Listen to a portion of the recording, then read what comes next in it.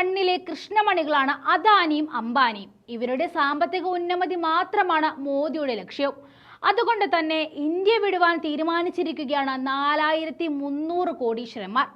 തന്നെ പൂജിക്കുന്നവർക്ക് മാത്രമേ അനുഗ്രഹം നൽകുള്ളൂ എന്ന് പറഞ്ഞു നടക്കുന്ന ആൾ ദൈവമായ മോദി മറ്റുള്ളവരെ കാണാറില്ല. അതുകൊണ്ട് തന്നെ ഒരു രാജ്യത്തിന്റെ സമ്പന്നർ മുഴുവൻ രാജ്യം വിട്ടോടുന്നത് ഇതാദ്യമായിരിക്കും.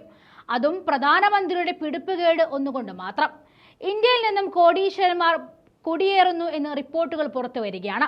അന്താരാഷ്ട്ര നിക്ഷേപ കുടിയേറ്റ ഉപദേശക സ്ഥാപനമായ ഹെൻലി ആൻഡ് പാർട്ട്നേഴ്സിന്റെ റിപ്പോർട്ടിലായിരുന്നു വെളിപ്പെടുത്തൽ. ഈ വർഷം ഇന്ത്യയിൽ നിന്നും 4300 കോടീശ്വരന്മാർ കുടിയേറുമെന്ന് പ്രതീക്ഷിക്കുന്നതായും അവർ UAE പോലുള്ള രാജ്യങ്ങളിലേക്ക് താമസം മാറാൻ തയ്യാറെടുക്കുന്നതുമായും റിപ്പോർട്ടുകൾ പറയുന്നു. സുരക്ഷാ, സാമ്പത്തിക പരിഗണനകൾ, നികുതി ആനുകൂല്യങ്ങൾ, റിട്ടയർമെന്റ് സാധ്യതകൾ, ബിസിനസ് അവസരങ്ങൾ, ആനുകൂലികമായ ജീവിതശൈലി, കുട്ടികൾക്കുള്ള വിദ്യാഭ്യാസ അവസരങ്ങൾ, ആരോഗ്യ സംരക്ഷണ സംവിധാനങ്ങൾ, മൊത്തത്തിലുള്ള ജീവിത നിലവാരം എന്നിവയാണ് മറ്റു രാജ്യങ്ങളിലേക്ക് കുടിയേറുവാൻ ആളുകളെ പ്രേരിപ്പിക്കുന്നതെന്നാണ് റിപ്പോർട്ട് പറയുന്നത്.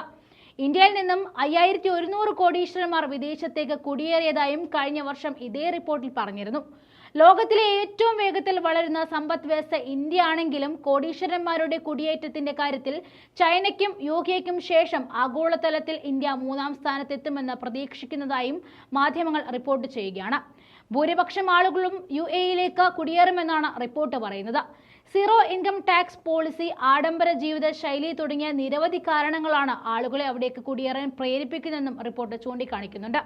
ഓരോ വർഷവും ആയിരക്കണക്കിന് കോടീശ്വരന്മാർ ഇന്ത്യക്ക് നഷ്ടപ്പെടുന്നുണ്ടെങ്കിലും സാമ്പത്തിക മേഖലയിലെ 85% വളർച്ച കഴിഞ്ഞ ദശകത്തിൽ ഇന്ത്യ കൈവരിച്ചതിനാൽ ഈ വിഷയത്തിൽ അധികം ആശങ്കപ്പെടാനില്ല എന്നും ഹെൻലി ആൻഡ് പാർട്ട്നേഴ്സിന്റെ റിപ്പോർട്ട് പറയുന്നുണ്ട്.